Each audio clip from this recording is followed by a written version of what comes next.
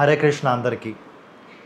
ఈ వీడియోలో మీరు లైవ్ స్టాక్ గురించి అంటే పశువులు, కోళ్ళు, గొర్రెలు, మేకలు, అలాగే ఆవులు వీటిని ఎలా మనం పెంచుకోవచ్చు, వీటి వల్ల లాభాలేంటి, నష్టాలేంటి, డబ్బులు వస్తాయా, పోతాయా, వాటి రోగాల ఏమేమి వస్తాయి, దాన్ని ఎలా నివారించవచ్చు, గవర్నమెంట్ ఎటువంటి మనకి సబ్సిడీస్ ఇస్తుంది, అలాగే గవర్నమెంట్ నుంచి ఎటువంటి సాయం అందుతుంది, ఇదంతా కూడా మీరు తెలుసుకుంటారు.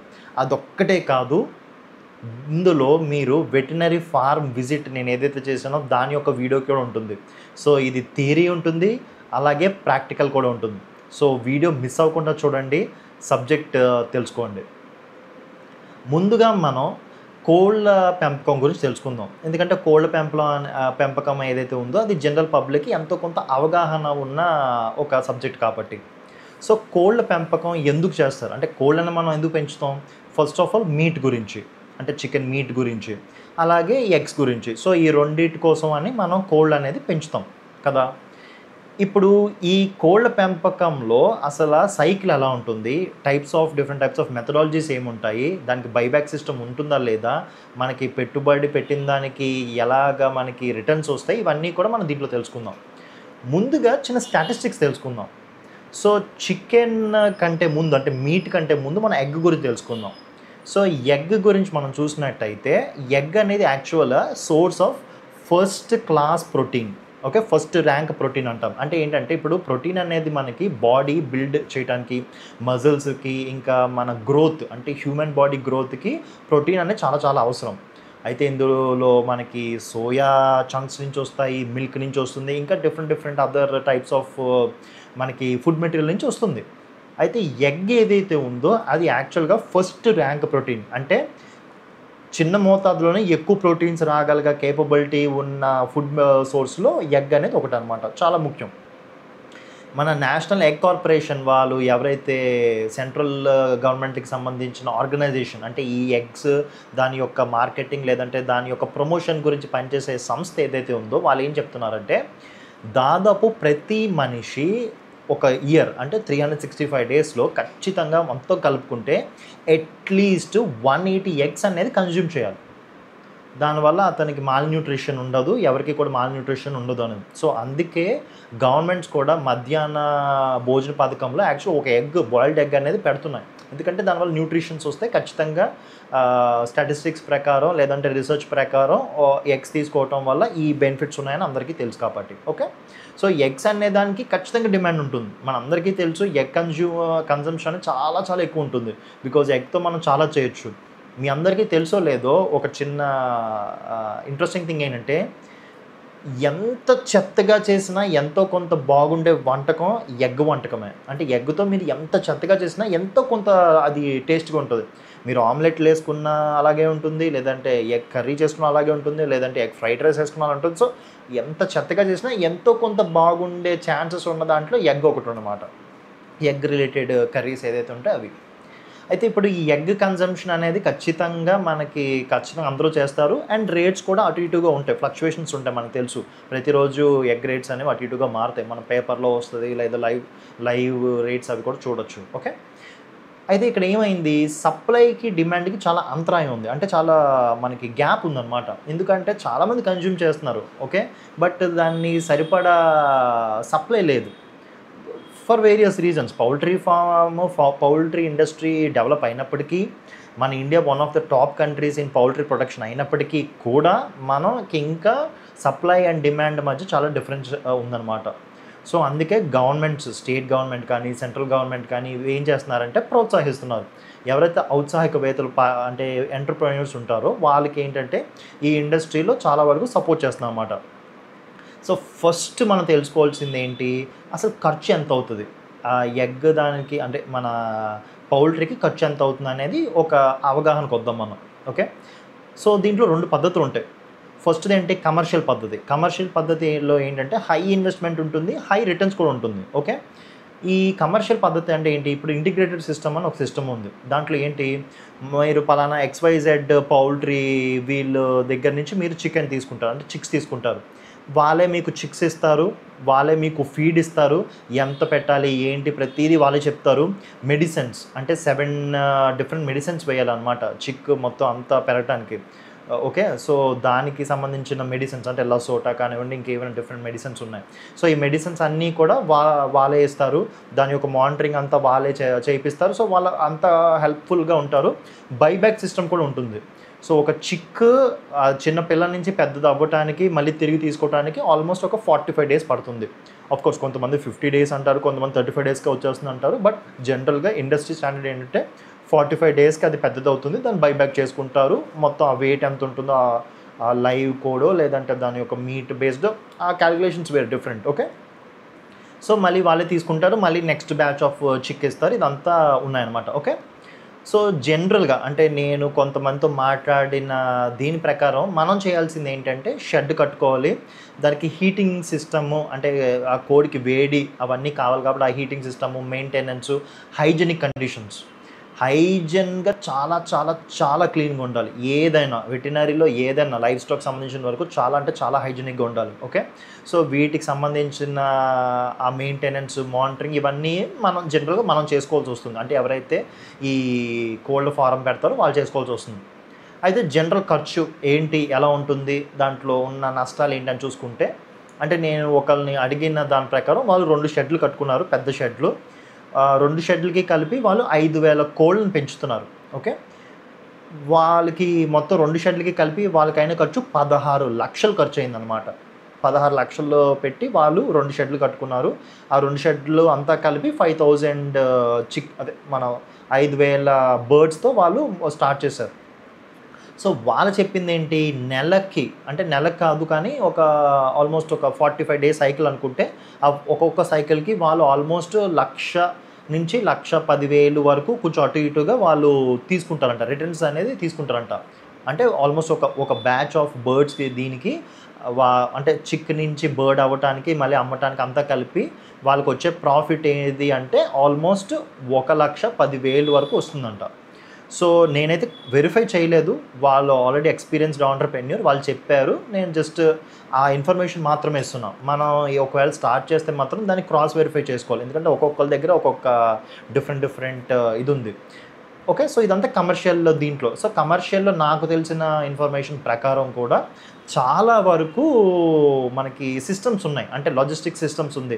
అంటే వాళ్ళే చిక్ ఇవ్వటం, వాళ్ళే మెడిసిన్ ఇవ్వటం, వాళ్ళే మనకి అన్నీ కావాల్సిన హెల్ప్ చేయటం, అన్నీ చేయటం, బైబ్యాక్ సిస్టమ్ ఇదంతా ఉంటుంది. సో మనకి ఒక కంట్రోల్డ్ ఎన్వైర్న్మెంట్లో ఉంటుంది కాబట్టి మనకి పర్వాలేదు. అంటే జనరల్గా 2 నుంచి 3 ఇయర్స్ మధ్యలో రిటర్న్ ఆన్ ఇన్వెస్ట్మెంట్ మన షెడ్ వరకు వస్తుంది. ఆ తర్వాత వచ్చేదంతా కూడా ఒక ప్రాఫిటబుల్ బిజినెస్ అని చాలామంది చెప్పారు. అంటే నా ఫ్రెండ్స్ కూడా కొంతమంది స్టార్ట్ చేసిన వాళ్ళు చెప్పారు. ఓకే. సో నేనైతే ఫీల్డ్కి వెళ్ళి క్రాస్ వెరిఫై చేసింది లేదు. బట్ చెప్పిన వాళ్ళందరూ మాత్రం చాలా రిలయబుల్ సోర్సెస్ నుంచి చెప్పారు. సో ఇది కోల్డ్ ఫారం దీనికి సంబంధించిన వరకు ప్రాఫిట్ సిస్టమ్. ఇదంతా కమర్షియల్ సిస్టమ్. రెండోది ఏంటి, traditional system or unconventional system అనుకుందాం. దీంట్లో ఏంటంటే బ్యాక్ యార్డ్ పౌల్ట్రీ ఫార్మింగ్ అంటారు. అంటే ఏంటి, మన పెరట్లో మనం కోళ్ళు పెంచుకుని మొత్తం చేయటం అనమాట. అంటే దానికి సెపరేట్గా మనం ఫీడ్ ఏవి ఇవ్వాల్సిన అవసరం లేకుండా పెరట్లో దొరికే పురుగులో పుట్ర వాటిని తింటూ ఉంటుంది. మనం కిచెన్ వేస్ట్ ఏదైతే ఉంటుందో దాన్ని తింటూ ఉంటుంది, అలాగే పెరుగుతూ ఉంటుంది. జనరల్గా దాని నుంచి మనం అమ్ముకుంటే వచ్చేదన్నమాట. సో నేను వెటర్నరీ ఫామ్ విజిట్కి వెళ్ళినప్పుడు ఒక వ్యక్తి, ఆయన పెద్ద వ్యక్తి, ఆయన నమ్మి చాలామంది రైతులు కూడా ఆ ఫామ్ విజిట్కి అది వచ్చారు. So reliable person. ఆయన ఏం చెప్పారంటే, ఆల్రెడీ నేను వీడియో క్లిప్పింగ్ కూడా పెడతాను లాస్ట్ ఎండింగ్లో, మీరు చూడొచ్చు. ఆయన చెప్పింది ఏంటంటే కొన్ని ఒక 60 కోళ్ళు ఎన్నో పెంచుకుంటున్నారంట.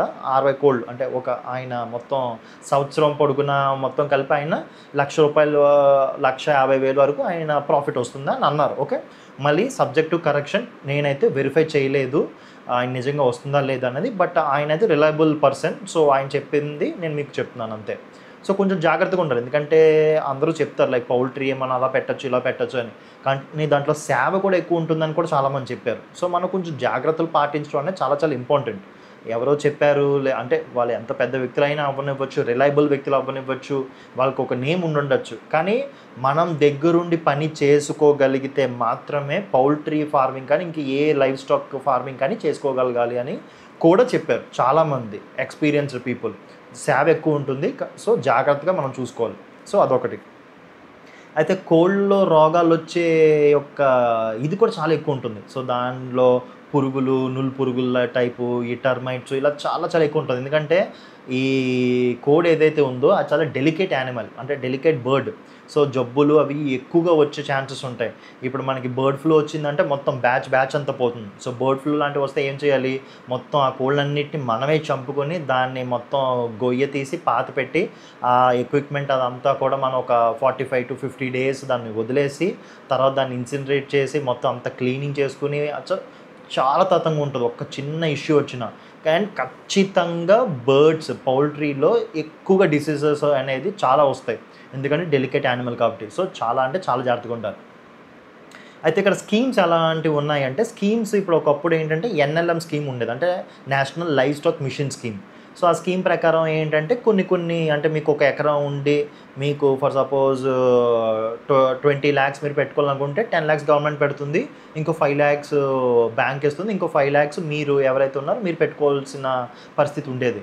సో ఇప్పుడు ఎన్ఎల్ఎం స్కీమ్ అనేది ప్రస్తుతానికి ఆపింది గవర్నమెంట్ ఆఫ్ ఇండియా. సో అది సెంట్రల్ గవర్నమెంట్ స్కీము, మెల్లిగా మళ్ళీ స్టార్ట్ చేస్తారని చెప్తున్నారు. బట్ మనకి ఎగ్జాక్ట్ డేట్ అయితే తెలియదు. ఓకే, సో దాని గురించి మనం ఎక్కువ చెప్పలేము కూడా. బట్ సబ్సిడీలు అయితే ఉన్నాయి అనేది డిపార్ట్మెంట్ వాళ్ళు చెప్పే పద్ధతి. ఒకసారి మీరు క్రాస్ వెరిఫై చేసుకోండి. మీ దగ్గరలో ఉన్న రైతు భరోసా కేంద్రం కానీ, లేదా మీ అంటే రూరల్ ఏరియాస్లో సచివాలయం దగ్గరికి వెళ్ళినా, లేదా మీ కృషి వికాస్ కేంద్రాలు ఏవైనా ఉంటే దగ్గరలో ఒకసారి వెళ్ళి కనుక్కుంటే మీకు ఇన్ఫర్మేషన్ అనేది ఇంకా పర్ఫెక్ట్గా తెలుస్తుంది. సబ్సిడీల వరకు షెడ్లు కట్టుకోవడానికి ఒకప్పుడు సబ్సిడీలు ఉన్నాయని కొంతమంది అన్నారు, కొంతమంది ఏమో సబ్సిడీలు రావు, దానికి వైట్ కార్డ్ కావాలి. ఇవే చాలా అంటే ఒక ప్రాపర్ స్ట్రక్చర్ అనేది లేదు, ఎందుకంటే ఏ ఒక్కరు కూడా సరిగ్గా చెప్పట్లేదు. సో దాని గురించి కూడా మనం కొంచెం ఆలోచించుకోవాలి. ఎందుకంటే సబ్సిడీ వస్తే ఈజీగా చేసుకోవచ్చు. మనం ఇప్పుడు మనం 20 lakhs 30 lakhs 40 lakhs పెట్టాలంటే కష్టం, ఎవరికైనా కష్టమే. అదే సబ్సిడీ 50% వరకు సబ్సిడీ ఇచ్చారు అంటే ఇంకో 25% బ్యాంక్ ఇస్తే ఇంకో 25% పెట్టుకోవచ్చు. ఆ స్థాయి వరకు మనం పర్వాలేదు. బట్ కొంచెం అది ఆలోచించండి. సబ్సిడీలు అనే దాని మీద కొంచెం ఇన్ఫర్మేషన్ అనేది ఎవరిని అడిగినా, డిపార్ట్మెంట్ వాళ్ళని అడిగినా, ఎక్స్పర్ట్స్ని అడిగినా, ఎక్స్పీరియన్స్డ్ ఫార్మర్స్ని అడిగినా, ఎవరు అడిగినా కూడా వాళ్ళ దగ్గర సరైన సమాధానం అనేది లేదు. సో కొంచెం దాంట్లో ఇన్ఫర్మేషన్ మిస్ మ్యాచ్ అనేది ఉంది. సో దాని గురించి కొంచెం జాగ్రత్తగా అనేది చూసుకోవాలి. ఓకేనా. ఇప్పుడు మనం సన్న జీవులు అంటే గొర్రెలు, మేకలు, వాటి యొక్క పెంపకం, వాటి యొక్క ప్రయోజనాలు, వాటిలో ఉండే లాభ నష్టాల గురించి తెలుసుకుందాం. ఓకే, సో మనకి తెలుసు గొర్రెలు అంటే షీప్. సో షీప్ దేనికి మనకి యూజ్ అవుతుంది, దాని యొక్క వూల్, దాని యొక్క స్కిన్ ఏదైతే ఉంటుందో దాంతో వూల్ వస్తుంది కాబట్టి దానికి, అలాగే మీట్కి. ఓకే, ఈ రెండింటికి జనరల్గా యూజ్ చేస్తారు. అదే మనం గోటుకి తీసుకుంటే గోటు మిల్క్ వస్తుంది, మీట్ వస్తుంది, రెండు వస్తాయి. ఓకే, సో ఇదన్నమాట గోటు అండ్ షీప్ రెండింటి మధ్య డిఫరెన్స్. సో ముందుగా మనం షీప్ గురించి తెలుసుకుంటే, ఆల్మోస్ట్ షీప్ అయినా గోట్ అయినా రెండు కూడా కొంచెం అటు ఇటుగా ఒకే టైప్ ఆఫ్ పద్ధతులు ఉంటాయి. ఆఫ్కోర్స్ డిసీజెస్ కొంచెం వేరియేషన్స్ ఉన్నా కూడా దాని యొక్క పెంపకం పద్ధతి ఆల్మోస్ట్ కొంచెం చిన్న వేరియేషన్స్తో ఒకేలాగా ఉంటాయి. దానికి కావాల్సిన షెడ్స్ కానీ, దానికి కావాల్సిన వాటర్ రిక్వైర్మెంట్స్ కానీ, దానికి కావాల్సిన స్పేస్ కానీ, దానికి కావాల్సిన బ్రీడింగ్ ఆ రేషియోస్ కానీ, ఇవన్నీ దాని నుంచి వచ్చే అవుట్పుట్ కానీ అంతా కూడా కొంచెం డిఫరెన్సెస్లో ఒకేలా ఉంటాయి. ఇప్పుడు ఫస్ట్ మనం షీప్ గురించి చూస్తే, జనరల్గా షీప్లో మనకి పనికొచ్చేది ఏంటి, వూల్ పనికొస్తుంది, అంటే దాని స్కిన్ ఏదైతే ఉందో అది. నెక్స్ట్ మీట్ ఇందాక చెప్పినట్టు. అయితే నార్త్ ఇండియాలో వూల్ ఎక్కువ ఉన్న జాతులు ఎక్కువ అనేది యూజ్ చేస్తారు. ఓకే, నార్త్ ఇండియాలో ఎక్కువ యూజ్ చేస్తారు, సౌత్ ఇండియాలో ఎక్కువ వూల్కి సంబంధించిన వరకు యూజ్ చేయరు, ఎక్కువగా మీట్ కోసమే యూజ్ చేస్తారు. అదొకటి ప్రాక్టికల్గా జరిగే విషయం అన్నమాట. అయితే ఇక్కడ ఏంటి, మనకి చాలా రకాలు ఉన్నాయి, చాలా ఆల్మోస్ట్ 40 రకాలని గుర్తించింది గవర్నమెంట్ ఆఫ్ ఇండియా, 40 రకాలను గుర్తించింది. మన ఆంధ్రప్రదేశ్ వరకు 3 రకాలు అనేది ఎక్కువగా వాళ్ళు యూజ్ చేస్తారు. సో ఫస్ట్ది అన్నిటికంటే మేలు ఏంటంటే మనకి నెల్లూరు రకం, నెల్లూరు జాతి రకం. రెండోది బళ్ళారి రకం, అంటే మన ఈ అనంతపూర్ అటు సైడ్ ఉండేవి. ఈ నెల్లూరు జాతి అయితే మన నెల్లూరు, ఈ గుంటూరు వరకు, ఈ కృష్ణ ఆపై ఆ ఏరియా వరకు అనమాట. తర్వాత మాండ్యా అన్నా కూడా ఈ కృష్ణ నుంచి ఉంటాయి అన్నమాట, వైజాగ్ ఇదంతా. మనకేంటంటే మనం వాడే జాతి నాగవల్లి జాతి అనేది ఎక్కువగా వాడతారు. అంటే శ్రీకాకుళం, విజయనగరం, వైజాగ్ ఈ 3 డిస్ట్రిక్ట్స్ ఎక్కువగా నాగవల్లి జాతిని ఎక్కువగా వాడతారు.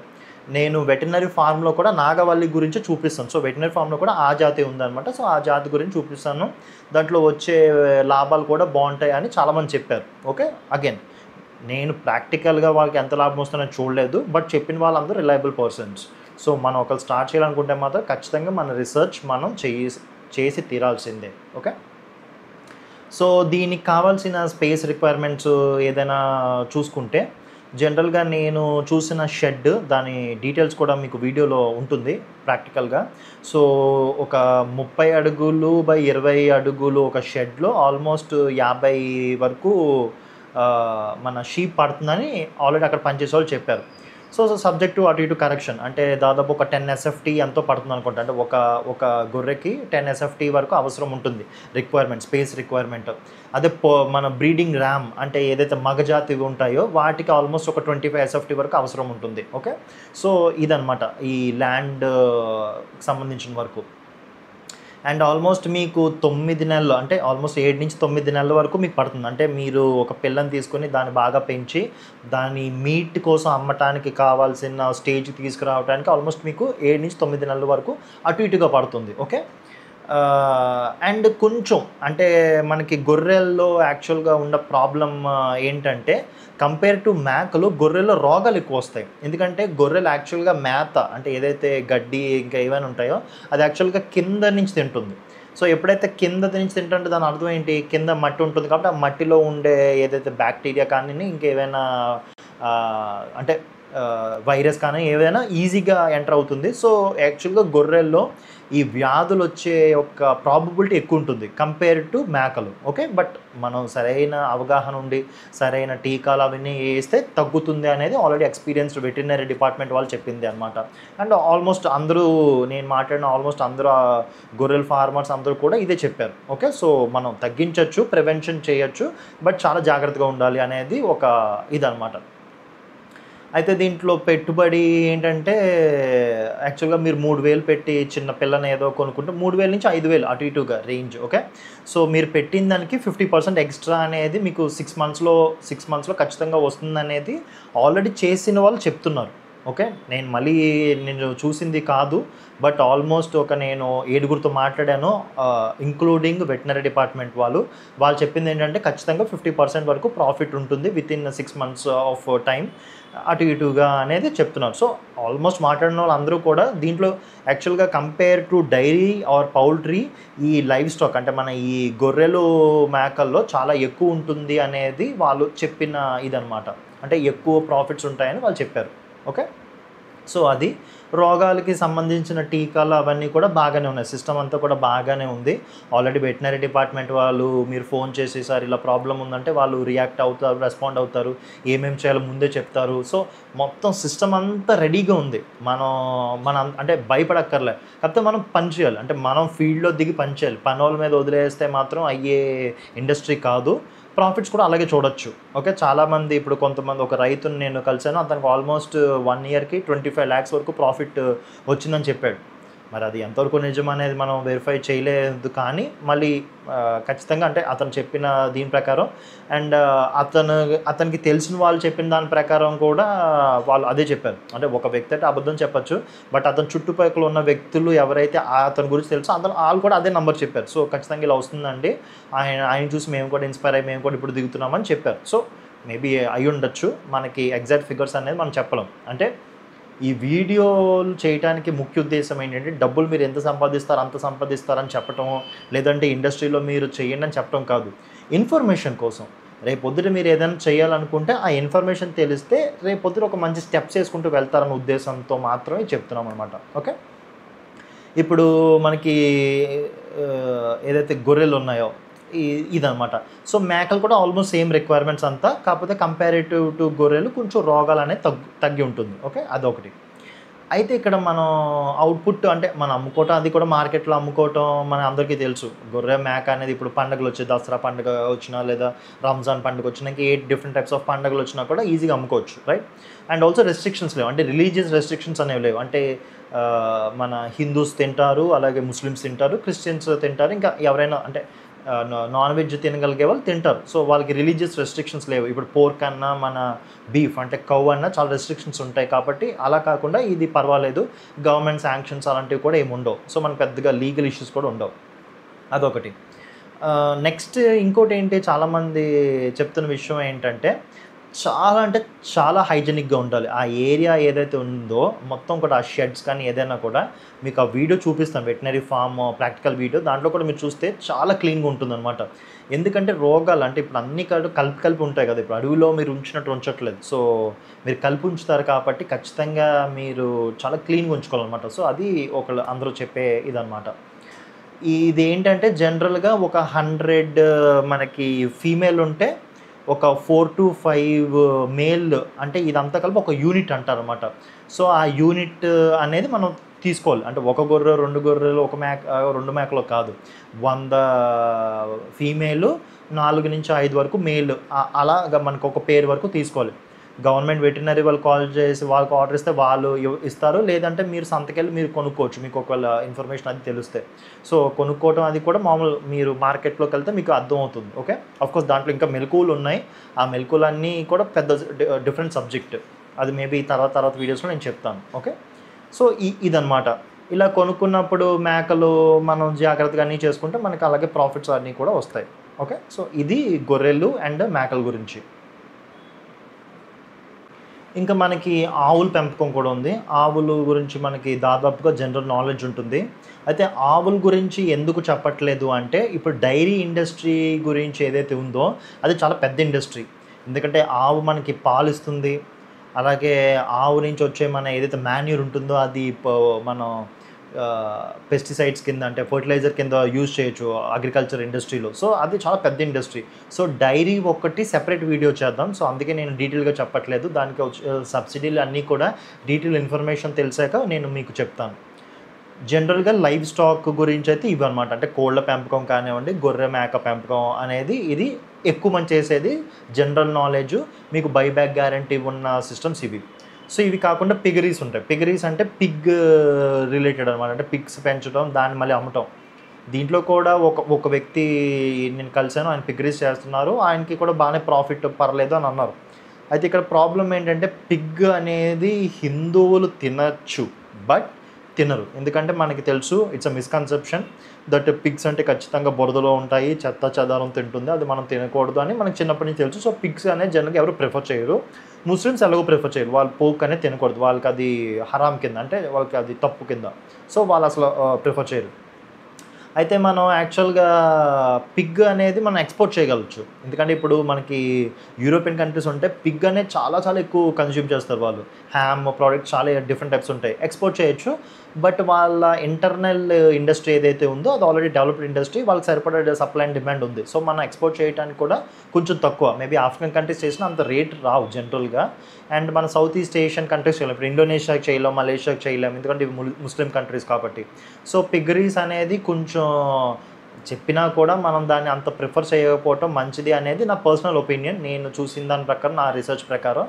బట్ ఎవరికైనా ఎక్కువ విషయాలు తెలిస్తే maybe it's better to go with the piggeries also. Okay, so ఇవన్నీ అన్నీ అనమాట.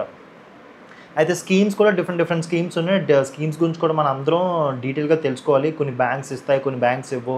కొంతమంది మనకు త్వరగా లోన్ శాంక్షన్స్ అవుతాయి, కొన్నిసార్లు లోన్ శాంక్షన్ అవ్వవు. కొంతమందికి వైట్ కార్డ్ కావాలి, అది కావాలి, ఇది కావాలని చాలా ఉంటాయి. సో కొంచెం లోన్స్ విషయంలో, సబ్సిడీస్ విషయంలో కూడా మనకు కొంచెం కనెక్షన్స్, నెట్వర్క్ ఉంటే కానీ మనం ముందుకు వెళ్ళలేమని నాకు అనిపించింది. బికాజ్ లైక్ ఎవరితో అయితే నేను మాట్లాడాను అదనమాట. ఇక్కడ గవర్నమెంట్ యొక్క పాత్ర ఏంటి, ఏం చేస్తుంది, మనం దాన్ని ఎలా ఉపయోగించుకోవచ్చు అనేది నేను చెప్తే, యాక్చువల్గా గవర్నమెంట్ అగ్రికల్చర్ ఇండస్ట్రీ ఏదైతే ఉందో దాన్ని బాగా ప్రమోట్ చేస్తుంది. ఎందుకంటే ఇప్పుడు అగ్రికల్చర్లో మాస్ ఎంప్లాయ్మెంట్ క్రియేట్ చేయడానికి కావాల్సిన అన్ని సదుపాయాలు ఉన్నాయి. ఇప్పుడు ఆర్గానిక్ ఫార్మింగ్ కానీ, న్యాచురల్ ఫార్మింగ్ కానీ, లైవ్ స్టాక్ కానీ, లేదంటే ఫ్రూట్ ఫార్మింగ్ కానీ, లేదంటే మెడిసినల్ ప్లాంట్స్ గురించి కానీ, బ్యాంబూ ఫార్మింగ్ కానీ, ఆగ్రో ఫారెస్ట్రీ కానీ. సో ఇలా ఏం చూసినా అంటే ఇప్పుడు మనకి ఆక్వా రంగం ఇవన్నీ కూడా మనకి ఫార్మింగ్ అగ్రికల్చర్ దీంట్లోకి వస్తుంది. సో అగ్రికల్చర్ మనం ప్రమోట్ చేసి మాస్ ఎంప్లాయ్మెంట్ ఆల్రెడీ 58.5% 90% మంది దీని మీద ఆధారపడుతున్నారు. ఒకప్పుడు 70, 80, 90 కూడా ఉండదు. ఎందుకంటే మన అగ్రికల్చర్ బేస్డ్ ఎకానమీ ఒకప్పుడు ఆల్మోస్ట్ పూర్వం నుంచి. సో దీని ద్వారా మాస్ ఎంప్లాయ్మెంట్ క్రియేట్ చేయొచ్చు అండ్ ఎక్స్పోర్ట్ కూడా చేయొచ్చు. ఎందుకంటే చాలా కంట్రీస్లో ఆ ల్యాండ్ బాగోదు, వాళ్ళు ఏం చేసుకోలేరు, చాలా వరకు వాళ్ళు ఇంపోర్టే చేసుకుంటారు. సో మనం నిజంగా కాన్సన్ట్రేట్ చేస్తే మనం ఫుడ్ మెటీరియల్ ఎక్స్పోర్ట్ చేయగలిగే, అంటే ఫుడ్ సెక్యూరిటీ మనం పెట్టుకుని దాని ద్వారా ఎక్స్పోర్ట్ చేయగలిగేలా చేయటం అనేది గవర్నమెంట్ చాలా ప్రోత్సహిస్తుంది. గవర్నమెంట్ ఆఫ్ ఇండియా కానివ్వండి, స్టేట్ గవర్నమెంట్స్, ముఖ్యంగా కర్ణాటక గవర్నమెంటు, ఆంధ్రప్రదేశ్ గవర్నమెంట్ ఇవన్నీ కూడా చాలా బాగా చేస్తున్నాయి. చాలామందితో అంటే ఫార్మర్స్కి ఎడ్యుకేషన్ ఇవ్వటం, వాళ్ళని ప్రోత్సహించడం, స్కీమ్స్ చెప్పటం, వాళ్ళతో కనెక్ట్ అవ్వటం అన్నీ, అంటే గవర్నమెంట్ ఎంప్లాయీస్ చాలా వరకు వాళ్ళు హెల్ప్ చేస్తున్నారు. వాళ్ళు ఎంతవరకు చేయగలరో అంతవరకు కూడా వాళ్ళు చేస్తున్నారు. ప్రతి మంత్ ట్రైనింగ్స్ కూడా ఉంటున్నాయి. ఇక్కడ ఏంటంటే రూరల్ యానిమల్ హస్బెండరీ సెంటర్స్ అని ఉంటాయి, అంటే RAHCs అనమాట. మన వైజాగ్లో డైరీ ఫామ్లో ఉంది, ఇంకా చాలా చోట్ల నాకు తెలిసి 4-5 చోట్ల ఉన్నట్టుంది. సో వాళ్ళు ట్రైనింగ్ క్యాంప్స్ పెడుతున్నారు, బూట్ క్యాంప్స్ పెడుతున్నారు. మీరు ఒకసారి రీసెర్చ్ చేసి లేదా మీకు తెలిసిన వాళ్ళ ద్వారా అడిగి ఆ బూట్ క్యాంప్స్కి దానికి వెళ్తే యాక్చువల్గా సర్టిఫికేట్ ఇస్తున్నాం అనమాట. ఆ సర్టిఫికేట్ అనేది మీరు బ్యాంక్కి వాటికి వెళ్ళినప్పుడు చాలా ఉపయోగపడుతుంది. సో నేను కూడా సర్టిఫికేట్ అనేది తీసుకున్నాను. ఈ సర్టిఫికేట్ ఏంటంటే కొంచెం మనకు ఉపయోగపడుతుంది. అంటే మన దగ్గర మనం వెళ్ళాము, ఆ ట్రైనింగ్ క్యాంప్కి మనం తెలుసుకున్నాము, దీనివల్ల ఏంటంటే మన మీద ఉన్న ఒక నమ్మకం కుదురుతుంది బ్యాంక్స్కి వాటికి అనమాట. సో కొంచెం మీకు బెనిఫిట్. జనరల్గా ఈ సర్టిఫికేట్ బయట తెచ్చుకోవాలంటే 10,000 ఎంతో ఉంటుందని అన్నారు చాలామంది. బట్ మనకి ఇక్కడ ఫ్రీగానే వాళ్ళే మొత్తం ప్లేస్ చూపిస్తారు, వాళ్ళే మొత్తం ఫుడ్ అన్నీ పెడతారు, అన్నీ కూడా ఉంటాయి. సో మనకి ఫీల్డ్ విజిట్ అన్నీ కూడా వాళ్ళే చూపిస్తారు. సో నేను పర్సనల్గా, అంటే నేనేం ప్రమోషన్ ఎవరికి చేయను, కానీ నేను చెప్తుంది ఏంటంటే ఖచ్చితంగా ఇలాంటివి ఏవైనా ఉంటే మీరు ఎన్రోల్ అవ్వండి. నేను కూడా ఇంకా తక్కిన ఇండస్ట్రీస్లో కూడా అవన్నీ బూట్ క్యాంప్స్ ఎన్రోల్ అయ్యి ఆ బూట్ క్యాంప్స్ ఎలా ఉన్నాయి ఏంటి అనేది చెప్తాను అండ్ ఫర్దర్ ఇన్ఫర్మేషన్ అనేది ఇస్తూ ఉంటాను. సో దీంట్లో నేను ఫామ్ విజిట్ చేసింది కూడా నేను పెడతాను, అది కూడా చూడండి, లాస్ట్ వరకు చూడండి, ఇన్ఫర్మేషన్ అంతా తెలుసుకోండి. ఒకవేళ మీకు ఏదైతే ఇన్ఫర్మేషన్ తెలిస్తే మీరు కూడా మెన్షన్ చేయండి, సో దట్ ఆ ఇన్ఫర్మేషన్ అనేది 10 మందికి తెలుస్తుంది. Okay, so Hare Krishna. ఇప్పుడు మనం వెటర్నరీ ఫామ్ విజిట్ కూడా చూద్దాం.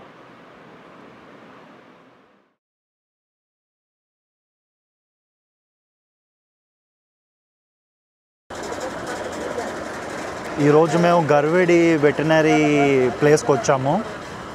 మొత్తం అంతా వెటర్నరీకి సంబంధించిన వరకు గవర్నమెంట్ వాళ్ళు తీసుకొచ్చిన టూర్ ఇది, to actually see like all the livestock and everything details తెలుసుకోవడానికి అంతా కూడా.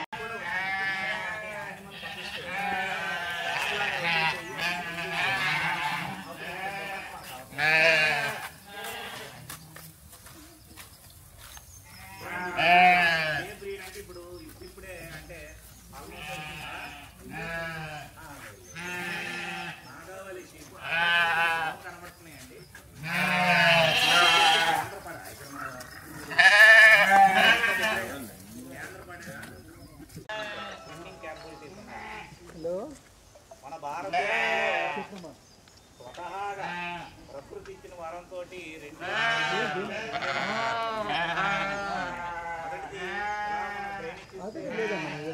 ఎవరో వెళ్ళిపోవచ్చా?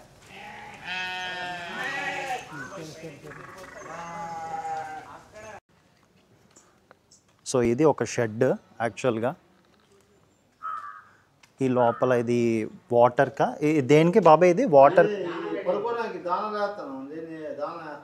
ఓకే ఓకే, వాటరా? ఓకే ఓకే, ఇదంతా షీప్ కానీ ర్యామ్స్ కానీ పడుకోవటానికి అనమాట, పడుకుంటాయి. ఓకే, అంటే జనరల్గా ఇప్పుడు ఎన్ని, అంటే ఈ ఒక యూనిట్లో ఎన్ని పడుకుంటే జనరల్గా? 50 కూడా మామూలు ఇవి అంటే ఓకే, ఎక్కువ అయిపోద్ది. ఓకే ఓకే, ఇది 50 వరకు పడతాయి ఈ ఏరియా. ఎంత SFT ఇది?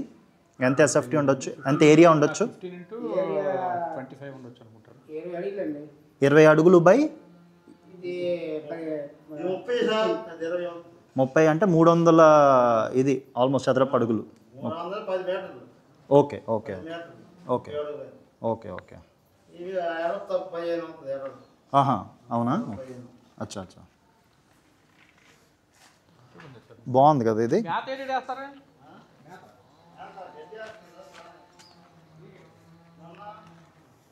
సో యాక్చువల్గా మనకి మేకలు అవి తిరగటానికి కొంచెం ఏరియా ఉండాలి ఎప్పుడూ కూడా. ఆల్మోస్ట్ ఈ షెడ్స్ ఏరియా అనేది జస్ట్ 40% ఉండాలి, 60% వరకు కూడా ఓపెన్ ఏరియా ఉండాలి. ఎందుకంటే అవి తిరగటానికి కానీ లేదంటే ఆ కంఫర్ట్ లేకపోతే మనకి మెంటల్గా చూసుకున్నా కూడా వాటి యొక్క ప్రొడక్షన్ రేట్స్ తగ్గిపోతాయి. సో వాటిని మళ్ళీ ప్రొడక్షన్ చేసుకోవాలన్నా అంటే పునరుత్పత్తి అంటాం కదా, రీప్రొడక్షన్కి వాటికి కూడా సంబంధించినంత వరకు మనకి కొంచెం స్పేషియస్గా ఉండాలి. యానిమల్ యొక్క మెంటల్ స్టేట్ కూడా మనకు చాలా అవసరం. దాన్ని ఏదో మనం చేసుకుంటున్నాం ఇది చేస్తున్నాం అని కాకుండా దాని యొక్క మెంటల్ కండిషన్ అనేది కూడా జాగ్రత్తగా చూస్తే దాని ప్రకారం కూడా చాలా బాగుంటుంది యాక్చువల్గా. సో ఇది చుట్టూ ఎంత స్పేషియస్గా ఉండటం వల్ల తిరుగుతాయి మేకలు అనేవి, నీట్గా తిరుగుతూ ఉంటాయి. బట్ మేకల్ని ర్యామ్స్ని కొంచెం దూరంగా పెట్టాలి, ఓకేనా? ప్రతి 20 షీప్స్కి ఒక ర్యామ్ ఉండాలి. అది ఒక యూనిట్ కింద మనం కన్సిడర్ చేయొచ్చు. సో బ్రీడింగ్కి కానీ రీప్రొడక్షన్ కానీ అలా పనికొస్తుంది అన్నమాట.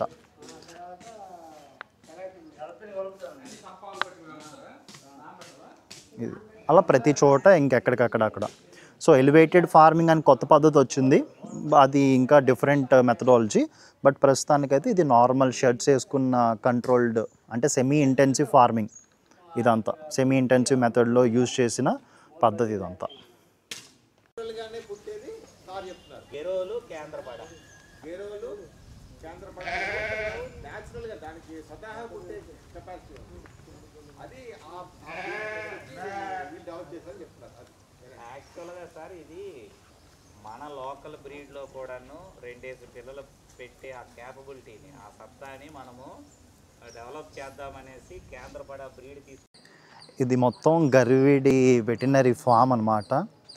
ఇక్కడ షీప్స్ అండ్ ర్యామ్స్ అంటే మేల్ ఏవైతే షీప్స్ ఉంటాయో వాటిని ర్యామ్స్ అంటాం, బ్రీడింగ్ ర్యామ్స్. సో ఇవి ఉన్నాయన్నమాట. సో ఈరోజు గవర్నమెంట్ ట్రిప్లో ఇది చూడటానికి వచ్చాము. ఇక్కడ చూసినట్టయితే చాలా బాగుంది యాక్చువల్గా. ఆల్మోస్ట్ మొత్తం అంతా కూడా 200 acres ఎంత ఉంటుందన్నమాట. ఓకే, దాంట్లో ఇది ఓన్లీ బ్రీడింగ్కి అలాగే వీళ్ళ యొక్క షెల్టర్స్ ఇవన్నీ సంబంధించిన ఏరియా ఇది. ఇక్కడ చూసినట్టయితే మనకి ఇది ఉంది షీప్. ఇది యాక్చువల్గా నాగావల్లి బ్రీడ్, ఎక్కువగా శ్రీకాకుళం, విజయనగరం, వైజాగ్ సంబంధించిన ఏరియాస్లో ఉండే బ్రీడ్ అన్నమాట. ఇది యాక్చువల్గా నెల్లూరు జాతికి సంబంధించిన దగ్గర నుంచి ఇది చేశారంట. 1989లో దీన్ని మొత్తం స్టార్ట్ చేశారు. అప్పటి నుంచి బ్రీడింగ్ అన్నీ చేసుకుంటూ ఈ స్టేజ్కి తీసుకొచ్చారు. సో ఇక్కడ చూసినట్టయితే మనకి ఫాడర్ అంటే ఈ ఫుడ్ ఏదైతే ఉంటుందో ఆ ఫుడ్ కూడా నీట్గా వీళ్ళంతా అరేంజ్ చేసుకున్నారు ఇదంతా. సో స్పేషియస్గా అంతా కూడా నీట్గా ఉంది, స్పేషియస్గా ఎక్కడ పడితే అక్కడ. అయితే ఇది మన కమర్షియల్ పర్పస్ ఓన్గా యూజ్ చేసినప్పుడు ఇంత పెద్ద ఏరియాస్ అనేది రికమెండెడ్ కాదు, బికాజ్ మనకి మెయింటెనెన్స్ ఎక్కువ అయిపోతుంది. ఇది గవర్నమెంట్ది కాబట్టి వీళ్ళు మెయింటెనెన్స్ వరకు ఓకే, బట్ పర్సనల్ యూసేజ్కి ఇంత పెద్దదైతే మనం యూజ్ చేయకూడదు యాక్చువల్గా. ఇంకోటి ఏంటంటే ఈ చెట్లు ఏదైతే ఉన్నాయో చెట్లు కూడా మధ్యలో ఉండకూడదు. ఎందుకంటే దీని నుంచి వచ్చే పురుగు పుట్ర అంతా కూడా మనకి షీప్కి తగిలి దానికి మళ్ళీ టర్మైట్స్ రావటం కానీ లేదంటే వామ్స్ రావటం కానీ ఈ డిసీజెస్కి ఎక్కువ ప్రోన్ ఉంటుంది. కాబట్టి మనకు చెట్లు కూడా ఎప్పుడూ కూడా ఫామ్ మధ్యలో ఉండకూడదు, మనం ఏదైతే పర్సనల్ యూజ్ చేసుకుంటామో దాని గురించి. సో ఇది నాగావల్లి బ్రీడ్. ఇదంతా కూడా మనకి అక్కడక్కడ బ్రౌన్ మార్క్స్, బ్రౌన్ ఇవి ఉంటాయన్నమాట, బ్రౌన్ అండ్ వైట్ మిక్స్. ఇదంతా షెడ్స్.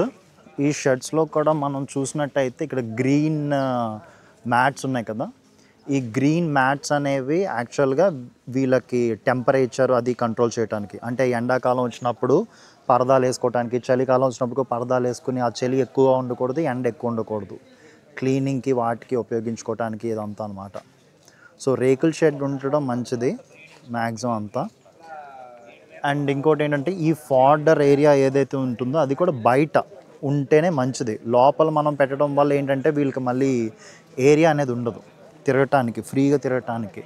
ఈ షీప్ లేదంటే ర్యామ్స్, బ్రీడింగ్ ర్యామ్స్ ఏదైతే ఉంటాయో అవి తిరగటానికి కొంచెం ఇబ్బందిగా ఉంటుంది.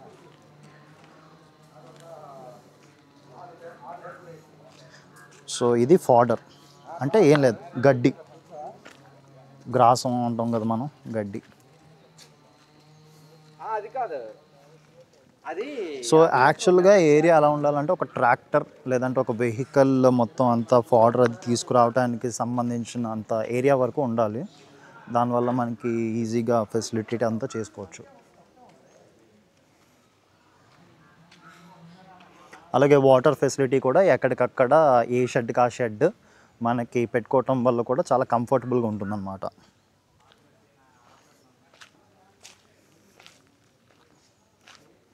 సో ఇక్కడ చూసినట్టయితే ఇది వాటర్కి సంబంధించిన వరకు. ఆ వాటర్ వదులుతారు, ఆ వాటర్ అది తాగుతారు. సో వాటర్ నుంచి కూడా కంటామినేషన్ రాకుండా జాగ్రత్త పడాలి. ఎందుకంటే ఎప్పుడూ కూడా sheep is very very much prone to diseases. So మనం చాలా అంటే చాలా జాగ్రత్తగా ఉండాలి. ఓకే. అండ్ ఇంకో విషయం ఏంటంటే షీప్ ఎప్పుడూ కూడా కింద గడ్డి నుంచి తింటుంది.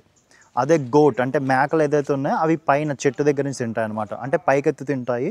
మనకి షీప్ అయితే కింద తల దించుకుని తింటాయి అనమాట. సో అదొకటి మనకి గుర్తుంచుకోవాలి.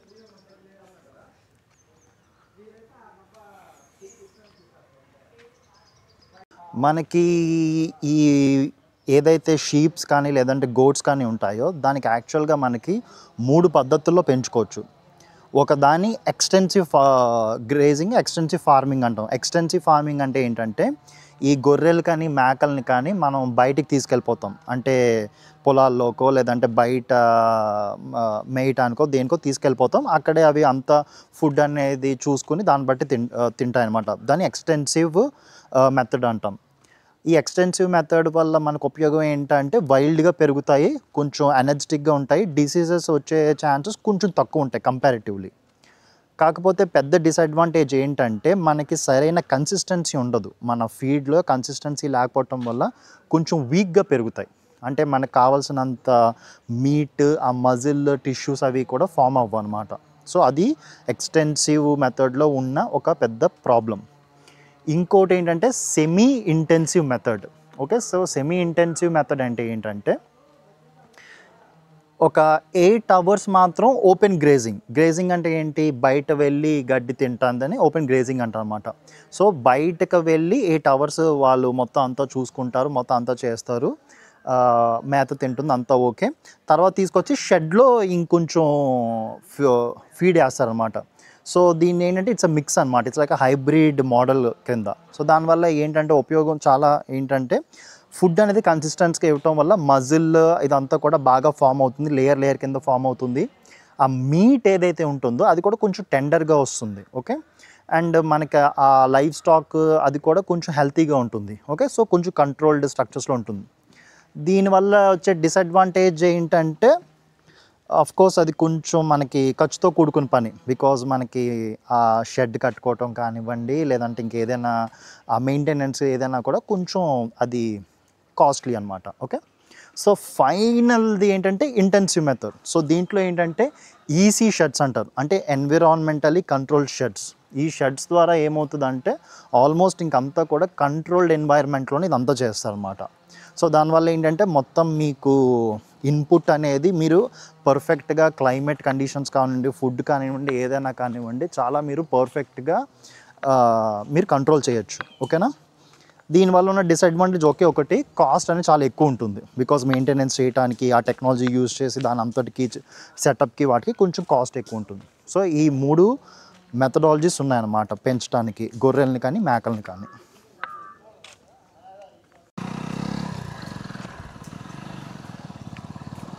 సో ఇది గరివిడి అనేది విజయనగరం డిస్ట్రిక్ట్ కింద వస్తుంది. ఇది ఆల్మోస్ట్ చాలా కాలం అయింది, 1989 ఎస్టాబ్లిష్డ్. ఇక్కడ వెటనరీ కాలేజ్ కూడా ఉందన్నమాట. చాలామంది స్టూడెంట్స్ అది కూడా ఉన్నారు, నేర్చుకుంటున్నారు వెటనరీ సైన్సెస్ రిలేటెడ్ అంతా కూడా. ఓపెన్ షెడ్స్ అండ్ స్పేషియస్ చాలా బాగుంది యాక్చువల్గా. మనకి ఇక్కడ గోశాల కూడా ఉన్నట్టుంది.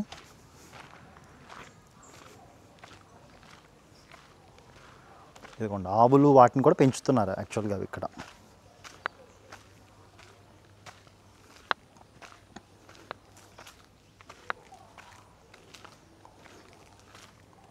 ఇదిగోండి ఆవులు అవి కూడా ఉన్నాయి యాక్చువల్.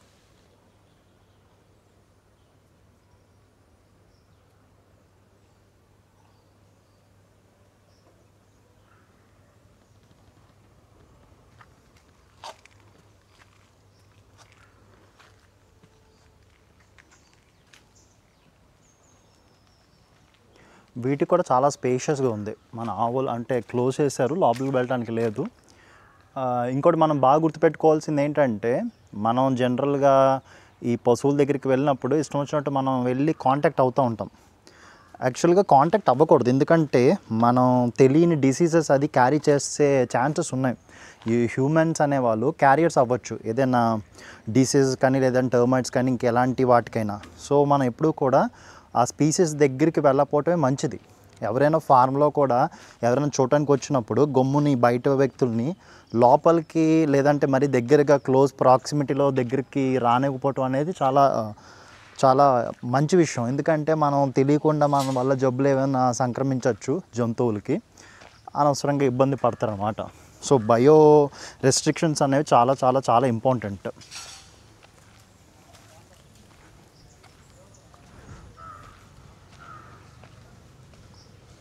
ఇక్కడ ఆల్మోస్ట్ రీసెర్చ్కి సంబంధించిన వరకు అన్నీ ఉన్నాయి. ట్రాక్టర్స్ ఉన్నాయి, అలాగే కొన్ని మిషనరీ కూడా ఉంది అన్నమాట, ఎక్విప్మెంట్. ఇదంతా బాగుంది. ప్లేస్ కూడా చాలా స్పేషియస్గా ఉంది. లోపల క్లాస్ రూమ్స్.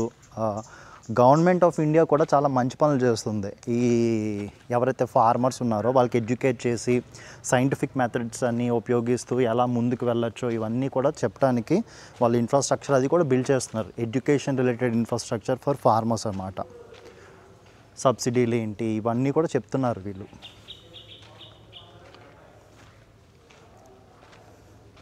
సో ఈ బిల్డింగ్ అంతా ఓన్లీ ఫర్ ఎడ్యుకేషన్ పర్పస్ అన్నమాట. రైతు వసతి గృహం అని ఉంది ఇక్కడ. ఎడ్యుకేషన్ రిలేటెడ్ ఇంకేమైనా వర్క్షాప్స్కి వాటికి ఇది యూజ్ చేస్తున్నారు అన్నమాట.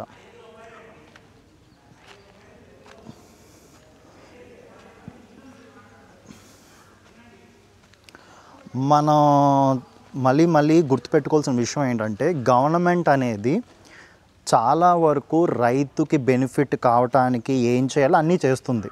ఇక్కడ గవర్నమెంట్ వాళ్ళకి ద్వారా అంటే గవర్నమెంట్ ద్వారా చాలా ఎడ్యుకేషన్ రిలేటెడ్ ఇన్ఫర్మేషన్ ఇవ్వటం కానివ్వండి, లేదంటే ఫార్మర్స్ని ఎడ్యుకేట్ చేసి వాళ్ళకి ఇంకా బెటర్ ప్రొడక్షన్ ఎలా చేయొచ్చు, లేదంటే వాళ్ళు ఇంకా ప్రాఫిట్స్ ఎలా పెంపొందించుకోవచ్చు, సబ్సిడీస్ ఎలా తీసుకోవచ్చు, ఇలా ప్రతి విషయం గురించి కూడా గవర్నమెంట్ అనేది చాలా అంటే చాలా వరకు హెల్ప్ చేస్తుంది. యాక్చువల్గా స్టేట్ గవర్నమెంట్ కానివ్వండి లేదంటే సెంట్రల్ గవర్నమెంట్ లెవెల్లో కానివ్వండి, చాలా వరకు మనకి రైతులకి అలాగే ఔత్సాహిక పారిశ్రామికవేత్తలు అవ్వాలనుకునే ప్రతి ఒక్కరికి కూడా హెల్ప్ చేస్తుంది. దీన్ని మనం కరెక్ట్గా వాడుకుంటే బాగా బెనిఫిట్స్ అవి కూడా ఉంటాయి. సో ఈ లైవ్ స్టాక్ సిస్టంలో కూడా చాలా చాలా బాగున్నాయి. చాలా డిఫరెంట్ స్కీమ్స్ ఉన్నాయి అదంతా కూడా అనమాట. నమస్కారం అండి, మీ పేరు చెప్పి మీరు అసలు ఏం చేస్తున్నారు, మీ అనుభవం ఏంటి? మీరు కోళ్ళ ఫారాలు చేస్తా అన్నారు కదా, మీ అనుభవం ఏంటో ఒకసారి చెప్పండి. ఓకే అండి, నా పేరు మల్ల కనుమనాయుడు. మాది వెంకపాలెం గ్రామం, అనకాపల్లి మండలం, అనకాపల్లి జిల్లా. అయితే యాక్చువల్గా అగ్రికల్చర్ మేము నేను యాక్చువల్ అగ్రికల్చర్ చేస్తున్నాను. ఇప్పుడు ప్రస్తుత పరిస్థితుల్లో అక్కడ షుగర్ ఫ్యాక్టరీ లేకపోతే చెరుకు మార్కెటింగ్ ప్రాబ్లం మీద చెరుకుని బ్రేక్ చేసి పచ్చిమిరపకాయ హార్టికల్చర్ క్రాప్స్ని మేము డెవలప్ చేసేస్తున్నాం. జీడి కానీ, కొబ్బరి కానీ, మామిడి కానీ, ఇలా హార్టికల్చర్ క్రాప్స్ని డెవలప్ చేస్తూ మా అవసరాలకి పక్క వాళ్ళ అవసరాలు దృష్టిలో పెట్టుకొని కూరగాయలు కూడా సాగు చేయడం జరుగుతుంది. దానికి అనుబంధంగా మేము ఏం చేస్తున్నామంటే కోళ్ళు ఫామ్, నాటుకోళ్ళు మాత్రం యాక్చువల్గా నా దగ్గర 60 కోళ్ళ వరకు కూడా పెంచుతున్నాం. మంచి లాభసాటిగా ఉంది. యాక్చువల్గా కేజీ 900 చొప్పుని దాని వెయిట్ని పెట్టి ఆటోమేటిక్గా తీసుకెళ్ళడం జరుగుతుంది. అదే పుంజ అయితే 1000 రూపాయల చొప్పున కూడా తీసుకెళ్తున్నారు. మరి ఈ రకంగా అగ్రికల్చర్ కన్నా మనకి వెటనరీలో ఈ కోళ్ళ మీద మంచి ఆదాయం కనిపించింది. అందుకని దాంతోపాటు ఏం చేస్తామంటే మేము సరుగుడు తోట కూడా వేయడం జరిగిందండి. ఈ చెరుకు తీసి దాని నుంచి ఉన్నటువంటి రొడ్డ మేము కట్ చేయించి మేకల్ని ఒక 4 మేకలు మాత్రం పెంచడం జరుగుతుంది. అవి కూడా ఈరులో మంచి లాభాన్ని మేము పొందగలుగుతున్నాం. ఎందుకంటే ఒక మేక ఖరీదు 15,000కి అమ్మి 60,000 రూపాయలు మేకల మీద కూడా ఆదాయాన్ని పొందగలుగుతున్నాం. ఇది మరి ప్యాడీ పండిస్తాము.